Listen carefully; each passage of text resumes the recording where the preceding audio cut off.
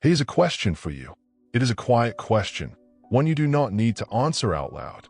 But I want you to hold it in your mind for just a moment as we begin.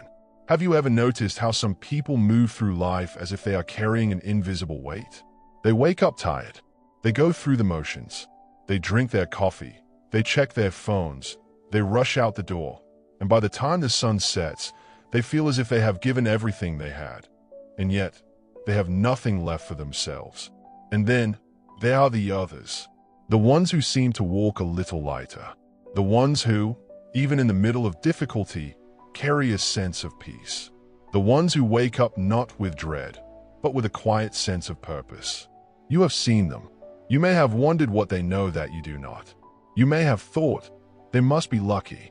They must have been born with something I was not. But that is where the misunderstanding begins. And tonight, we are going to uncover what actually separates those two kinds of people. Not in a way that makes you feel small, but in a way that quietly, gently, reminds you of something you have always known, but perhaps forgot. Let us begin with the hidden problem, the thing most people never notice. And because they never notice it, it controls them. It shapes their days, their moods, their decisions, and ultimately, their entire lives.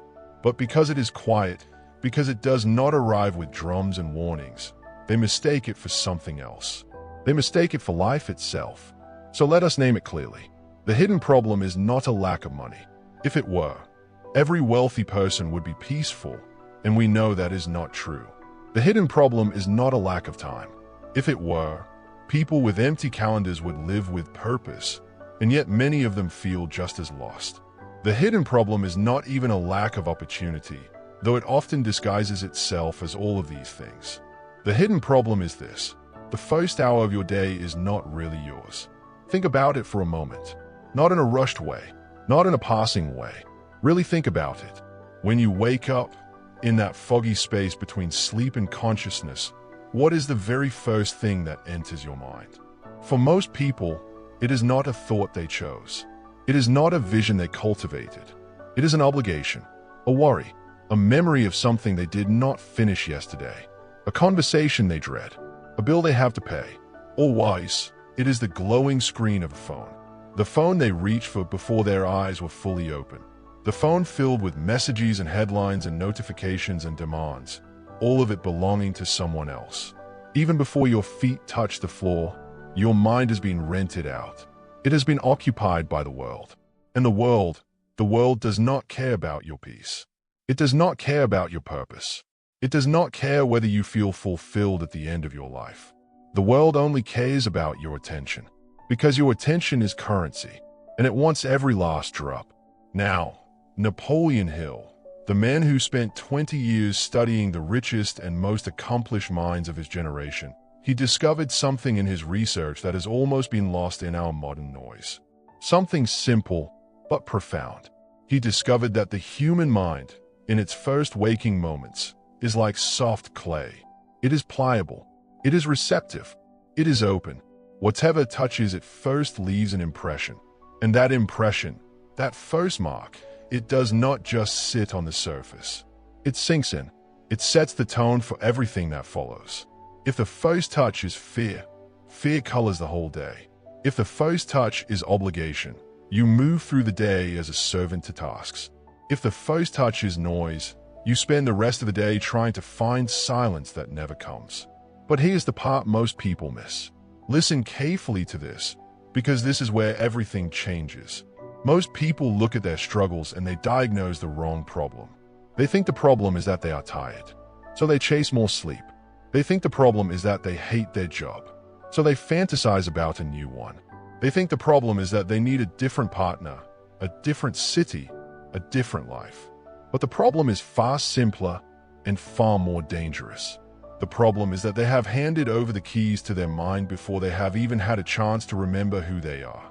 In the old writings, in the ancient philosophy that Hill drew from when crafting his principles, there is a saying that has survived centuries. It is simple, but it holds the weight of human experience. As a man thinketh in his heart, so is he. But here's the part they do not tell you. The thinking in the heart, the deep thinking, The real thinking, the kind that shapes a soul, it does not happen in the middle of the day, when the noise is loudest and the demands are crashing against you like waves. It happens in the stillness. It happens in the gap between sleep and waking, the gap between the end of one day and the beginning of another. If you fill that gap with the world's noise, you will spend the rest of the day reacting. You will be pushed and pulled by every email, every notification, every small emergency that was never really an emergency at all. You will become a puppet, and the strings will be pulled by people who do not know you exist. And by the end of the day, by the time you finally lay your head down, you will wonder where the time went. You will wonder why you feel so empty. You will wonder why, despite being so busy, you accomplished nothing that truly mattered to you. But if you protect that gap, if you keep it for yourself, something begins to shift. It does not shift overnight, but it shifts, slowly, quietly, like the toning of the earth. This is not about becoming a morning person. Let me say that again, because it matters. This is not about waking at 4 a.m. and running a marathon and drinking green juice and becoming someone you are not. This is not about discipline in the way the world sells it. This is about reclaiming something that was always yours. The hidden problem is not that you lack discipline. The hidden problem is that you have been giving away your most precious resource, your first thoughts, to people and devices that do not love you. You have been giving away the clay before you had a chance to shape it yourself. And the solution is not complicated. It does not require a course or a coach or a special app. It requires only one thing: awareness. The awareness that you have been robbed, and the quiet decision to take back what is yours. But before you can take it back, you must understand the nature of the trap you are in. And that is what we will explore next. Now, let us move to the mental trap, the thing that keeps people average. And I want you to understand this clearly, because a trap only works when you cannot see it. Once you see it, it loses its power. It becomes just a pattern you can choose to step out of. So what is this trap? It is subtle. It does not look like a trap at all. In fact, it looks like the opposite of a trap. It looks like responsibility. It looks like staying informed. It looks like getting a head start on the day while everyone else is still sleeping. But here is the truth, and it is a hard truth. So I want you to sit with it for a moment. I want you to let it land softly, like a leaf on still water. Most people are addicted to the minds of others. They wake up, and before they have formed a single thought of their own, they are consuming. They are reading what someone else wrote. They are watching what someone else created. They are listening to what someone else thinks about the news, or the weather, or the state of the world, or the lives of people they have never met. And by the time they are ready to think for themselves, the mental energy is gone. It has been spent. It has been used up on things that, in the great span of a human life, do not matter at all. Now, Napoleon Hill had a name for this. He called it the drifting mind, the mind that floats from one external stimulus to the next, never anchoring, never deciding, never creating. And he observed something crucial about the drifting mind. Something that explains why so many people work so hard and yet feel so stuck. The drifting mind. The mind that is always reacting, always consuming, always responding to whatever is placed in front of it, never accumulates power. Not real power, not inner power, not the kind of power that allows a person to walk through difficulty with grace, or to build something that outlasts them, or to lie down at night with a quiet sense that they live their own life and not someone else's.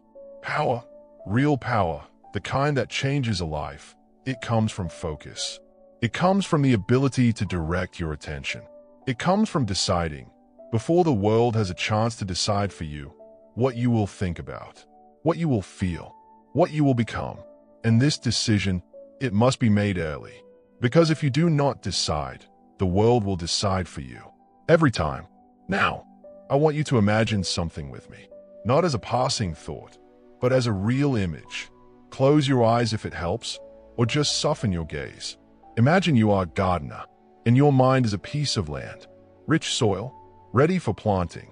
Every morning, you wake up, and you have a choice that belongs to you and no one else. You can go out into that land and plant seeds. You can choose the seeds carefully. Seeds that will grow into things you actually want. Peace, clarity, purpose, strength. You can water them. You can tend to them. You can watch them grow. Or you can open the gate. You can let the world come in. You can let every stray animal, every weed, every piece of wind-blown trash enter the field. You can let strangers walk through and drop their litter. You can let the noise of the highway drown out the sound of the soil. And by midday, the field is crowded with things you never wanted in the first place. Weeds you did not plant, trash you did not create, footprints from people who do not even know your name. This is the mental trap. It is the belief that you do not have a choice, that you must consume, that you must react, that you must stay connected, or you will fall behind. That if you are not reading, watching, scrolling, listening, you are wasting time. But what if connection, in the way we practice it today, is actually the great disconnector? What if it disconnects you from yourself? Pause on that for a moment. Let it sit. The average person lives their entire life never knowing their own mind. They know what their favorite celebrities think. They know what their friends think. They know what the news tells them to think. They can quote articles and movies and tweets and memes. They are full to the brim with the thoughts of others. But when you ask them, in a quiet moment, when the phone is off and the room is still, when you ask them what they truly want, what they truly believe, what they truly feel, there is silence. Not because they are hiding something, but because that voice, the voice of their own soul, was drowned out years ago. It was drowned out by the constant noise of the morning, drowned out by the habit of reaching for something outside themselves before they ever checked inside. This is the trap, and the only way out is to build a wall. Not a wall to keep the world out forever. That would be isolation, and isolation is not the goal, but a wall to keep it out just long enough. Just long enough for you to remember yourself. Just long enough for you to hear your own voice again. Just long enough for you to plant your own seeds. The world will still be there, waiting when you are ready. It is always waiting. The notifications will still be there. The news will still be there. The demands will still be there. But you will not be the same person walking into them. You will be a person who has already chosen. A person who has already planted. A person who owns their own mind. And that changes everything. And this brings us to the principle. The Napoleon Hill principle that changes everything. Now, I want you to lean in here, because this is the part that most self-help books and motivational videos get wrong. They tell you to think positive. They tell you to affirm yourself. They tell you to visualize your dreams. And all that sounds nice. It feels good in the moment. But for most people, it does not stick. It does not transform. And do you know why? Because they are trying to use the principle without understanding the mechanism behind it. They are trying to plant seeds in soil that has not been prepared. They are trying to build a house on ground that is still shifting. So let us go deeper. Napoleon Hill, after years of studying the greatest minds of his era, gave this principle a name. He called it autosuggestion. But let us use simpler words tonight. Let us call it the art of talking to yourself on purpose. Now, when you hear that, you might think it sounds strange. Talking to yourself. That is something people do when they are lonely, old, or a little unusual. We are taught that talking to yourself is a sign of something wrong. But Hill discovered something revolutionary. He discovered that the most successful people in the world, the ones who built fortunes, who led movements, who changed industries, they all practiced a form of this. They all understood that the mind can be directed. It can be commanded. It can be programmed, not by the world, but by the person living inside it. Most people talk to themselves by accident. They have an inner monologue, but it is not a monologue they chose. It is a victim monologue. It is a worry monologue. It is a loop of everything that could go wrong, everything that already went wrong, everything they fear, everything they lack. They wake up, and without realizing it, they spend the first moments of the day rehearsing their limitations. I'm so tired. I don't want to deal with today. I hope nothing goes wrong. Why does this always happen to me? And because the mind, in those first moments, is like soft clay, those words sink in. They become the foundation, and then the day unfolds to match them. But the person who changes their life, the person who steps out of the average and into something more, they learn to interrupt that monologue. They learn to insert a new voice. And they do it first thing in the morning, when the clay is soft and the impression is deepest. Here's how Hill described it. He said that the subconscious mind, the part of you that runs your body, that forms your habits, that shapes your intuition, that pulls you towards certain outcomes without you even understanding why. The subconscious mind does not argue. It does not debate. It does not fact-check. It accepts. It accepts whatever dominant thought you feed it, whether that thought is true or false, helpful or harmful. If you feed it worry, it accepts worry. It says, oh, this is what we believe. This is reality. And then, quietly, beneath your conscious awareness, it begins to arrange your life to match that worry. It begins to notice threats. It begins to expect failure. It begins to close doors before they even open. But if you feed it a clear vision, a clear statement of who you intend to become, how you intend to feel, what you intend to create, it accepts that too. It says, oh, this is what we believe. This is reality. And then, just as quietly, it begins to arrange your life to match that vision. It begins to notice opportunities. It begins to expect success. It begins to open doors you did not even know were there. This is not magic. This is not wishful thinking. This is not the law of attraction sold as a quick fix. This is the quiet mechanics of the human mind. This is how you were built. This is how we all were built. So what does this look like, practically, in the first hour of the day? It looks like this. Before you check your phone, before you speak to anyone, before you turn on the news or the radio or the podcast, you sit or you lie still and you speak to yourself. Not about your to-do list, not about your problems, not about the things you are afraid of. You speak to yourself about the person you are becoming. You say, with feeling, what you intend to do with this day. You say it not as a desperate wish, but as a quiet command. A command from the deeper part of you to the surface part of you. You see yourself moving through the day with calm. You see yourself responding, not reacting. You see yourself focused. You see yourself kind. You see yourself letting go of what does not matter and holding on to what does. And here is the secret that Hill discovered. The secret that makes all the difference. The words matter, yes, but the feeling matters more. You must feel it. You must feel, for just a few moments, as if the better version of you is already here, as if the change has already happened, as if you are already the person you are becoming. Because the subconscious mind, it does not understand time the way you do. It does not understand past and future. It only understands now. It only understands feeling.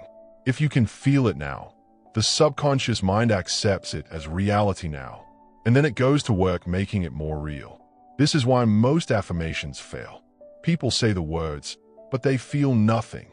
They are just words, floating on the surface, never sinking in. But when you take the time, in the quiet of the morning, to actually feel the truth of what you are saying, when you let the feeling rise up from your chest and fill your body, something shifts. You are no longer just a person hoping for change. You are a person who has already begun to change.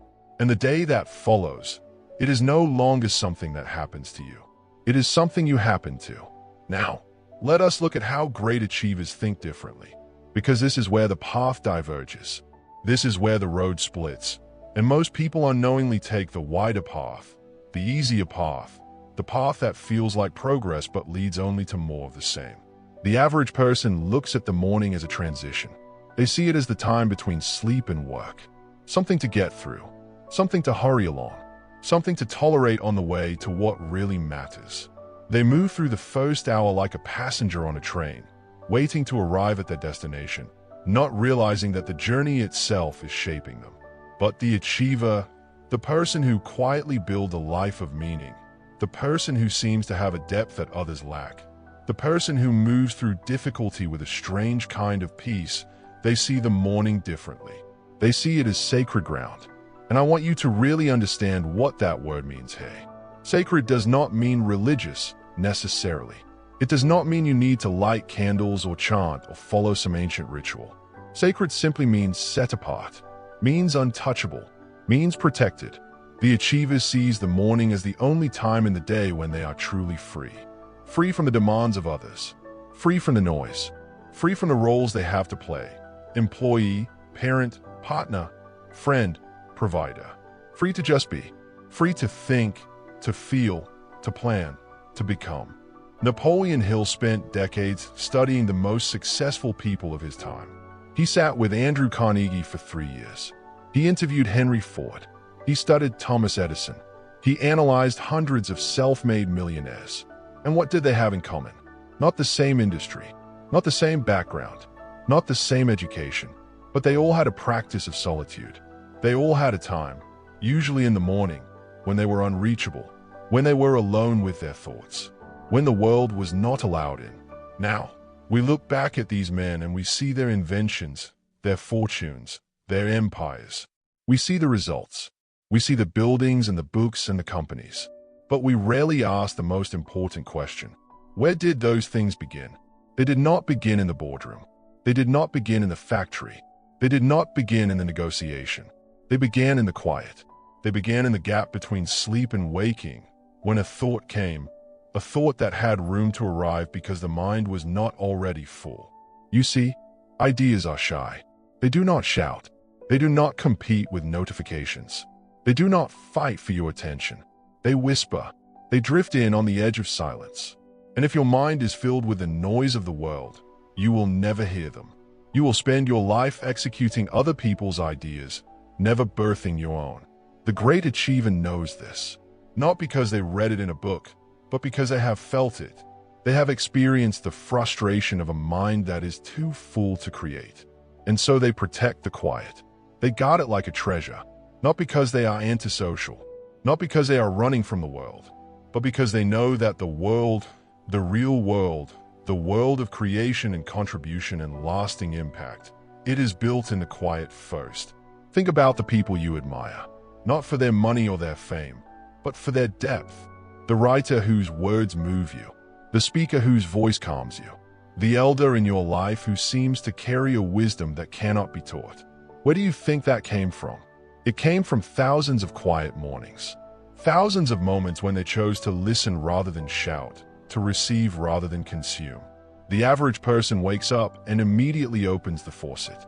They let the noise rush in, and by the time they are ready to listen for something deeper, the faucet is still running and they cannot hear a thing.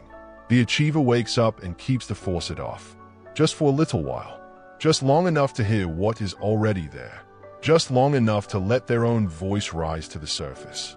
You want to know the difference between a life of reaction and a life of creation? It is this simple. The creator wakes up and decides what they will think about. The reactor wakes up and lets the world decide for them. Now, I want you to consider something and be honest with yourself, even if it is uncomfortable, even if it stings a little. When was the last time you had an original thought? Not something you heard on a podcast, not something you read in a book, not something you saw on social media, not something your friend told you. A thought that came from inside you, a thought that felt like it was yours, a thought that arrived with a little spark of recognition, like meeting an old friend you had forgotten you loved. For most people, it has been years, decades, maybe never, not because they are incapable, not because they are not smart enough, but because they have never given themselves the space. They have never protected the quiet long enough for their own voice to speak. The mind, like a muscle, needs rest to grow. It needs stillness to process. It needs emptiness to be filled. But we are terrified of emptiness. We fill every moment with input. We scroll in line at the grocery store. We listen to podcasts while we walk.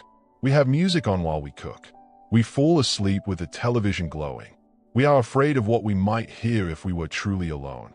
And that fear of our own silence, that is what keeps people average. That is what keeps them running on a treadmill, busy but empty, productive but unfulfilled. The achiever faces that fear. They sit in the silence, even when it is uncomfortable. They let the discomfort pass. And slowly, over time, the silence begins to speak. Not in words, always, but in feelings, in intuitions, in quiet certainties that guide them through the day, in ideas that would never have come if the mind had been full. This is not mystical. This is not New Age fantasy. This is practical. This is how the mind works. This is how every great thing in human history was born. In quiet, in solitude, in the gap. And the good news is, that gap is available to you every single morning. It is waiting for you. It asks nothing but your presence. And so we arrive at the final piece. The quiet but powerful awakening moment. It comes not from learning something new, but from remembering something old. Something you have always known, somewhere deep inside, but perhaps forgot in the noise of living. Something your soul knew before the world taught you to doubt it. You are not here to simply survive the day. You are not here to react to whatever comes at you, to bound from obligation to obligation, to fall into bed exhausted and wonder what it was all for. You are here to create, to contribute, to become more than you were yesterday, to leave something behind that was not there before you arrived. And the key to all of it, the door that opens everything, is the first hour. Not because that hour is magical in itself. Not because the clock has some special power at 6 a.m. versus 9 a.m. But because that hour is the only hour that truly belongs to you. The only hour when the world has not yet staked its claim. The only hour when you can choose, without interruption, what will grow in the soil of your mind. Napoleon Hill wrote extensively about the concept of a mastermind. He spoke of it as a group of people aligned in purpose, working together toward a common goal. Two or more minds joined in harmony, creating a third, invisible mind that was greater than the sum of its parts. And this is powerful. This is real. But there is another kind of mastermind. A private one. A secret one. The alignment of your conscious mind with your deepest self. The conscious mind, the part that plans and decides and worries and hopes. And the subconscious mind, the part that runs your body, that holds your memories, that shapes your intuition, that connects you to something larger than your daily concerns. When these two are aligned, when your conscious thoughts match the deep knowing of your subconscious, you become unstoppable. Not in a loud way, not in an aggressive way, but in a quiet way, a way that feels like flow, like things falling into place without force, like doors opening just before you knock. And this alignment happens in the quiet. It cannot happen while you are scrolling. It cannot happen while you are reacting. It cannot happen while you are consuming the noise of the world. It can only happen in the gap between sleep and waking, the gap between the end of one day and the beginning of another, the gap where you are alone with yourself. When you wake up tomorrow, the world will be waiting. It is always waiting. It never sleeps. It never rests. It will be waiting with its demands and its noise and its emergencies and its opinions. It will try to take your mind the moment your eyes open. It will reach for you through the phone on your nightstand, through the notifications stacked like uninvited guests, through the weight of obligations that accumulated while you rested. But you have a choice that no one can make for you, a choice that is yours and yours alone. You can reach for the phone, or you can lie still. You can let the first thoughts be yours. You can breathe. You can feel. You can speak quietly to the person you are becoming. You can feel what it would feel like to already be that person, just for a moment, just long enough for the clay to take the impression. This is not a complicated ritual. It does not require candles or incense or special apps or expensive courses. It does not require you to become a different person. It requires only one thing, the decision that you matter enough to have the first moments of your day. Think about that for a moment. Let it sink in. You matter enough. Not your job, not your responsibilities, not what other people need from you. You, the person beneath all the roles. The person who existed before the world told you who to be. That person matters, and that person deserves to wake up first. Most people will never make this decision. They will live their entire lives reacting, wondering why they feel so empty, wondering why success never sticks, wondering why peace always feels just out of reach. They will chase external things, money, recognition, relationships, possessions, hoping those things will fill the void. But the void was never outside them. The void was inside, and it was created by giving away what should have been kept. But you are here, listening to these words, for a reason. Something in you knows there is another way. Something in you is tired of the noise. Something in you is ready to reclaim what was always yours. You would not have stayed this long, listened this deeply, if that were not true. So here is the awakening. Here is the truth that changes everything. You do not need more time. You do not need more money. You do not need a different life. You need to show up for yourself in the quiet, before the world has a chance to tell you who you are. You need to plant your own seeds before the wind brings seeds you never wanted. And when you do that, when you consistently, gently, without force or pressure, fill your own mind first, the day that follows is no longer a burden. It becomes a canvas, a blank space waiting for you to create. The problems do not disappear. The difficulties do not vanish. The challenges are still there. But you change. And when you change, everything changes. The same morning that used to feel like an enemy becomes an ally. The same responsibilities that used to drain you become opportunities to express who you have become.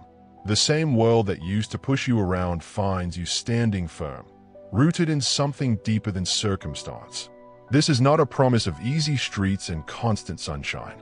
This is a promise of something better. This is a promise that you can live your life from the inside out instead of the outside in. That you can be the cause instead of the effect. That you can move through the world carrying your own center of gravity instead of being pulled off balance by every passing wind. So tonight, as you rest, know this. Tomorrow morning, the clay will be soft again. The world will try to press its thumb into it. It will try to shape you into something useful for its purposes. It will try to make you forget. But you can press first. You can shape yourself. You can decide, before the world decides for you, what impression will be made. And that quiet act of choosing yourself first, that is where the quiet power begins. That is where a life is built. That is where you find not just success, but meaning. Not just achievement, but peace. Sleep well. Rest deeply. Let go of the day that is ending. And when you wake, remember, the clay is yours. Thank you for listening. May your mornings be yours again.